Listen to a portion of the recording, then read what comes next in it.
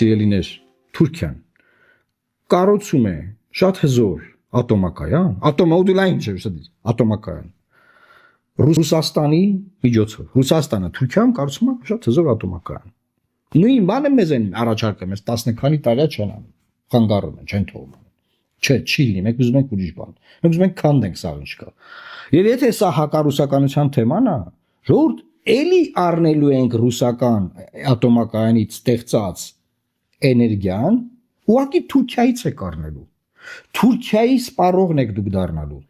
Մենք Հայաստանը, մենք թուրքական գնալու ենք ընդդեից առնենք։ Այն որ ասում եմ, էներգետիկ ցանցերը պետքա մեր Ադրբեջանի էներգետիկ ցանցերը անպայման պետքա միանան իրար, վաչապետ ազգային ժողով հայտարարեց։ Անպայման պետքա միանան իրար, մարդիկ ցած փորձագետները խոսում են։ Ես էներգետիկայի մասնագետ չեմ, ասում եմ, դե Ադրբեջանը ունի էներգետիկայի ավելցուկ, Հայաստանն էլ ունի էներգետիկայի ավելցուկ։ Միացնում են ինչ անեն, ինչ պետք է անեն։ Այ ժողովուրդ ջան, այդ միջանցքով պետքա հիմա բան ասնի, Էժան Ադրբեջանի էներգիան պետք է անցնի Նախիջևան, հա, որպեսզի այդ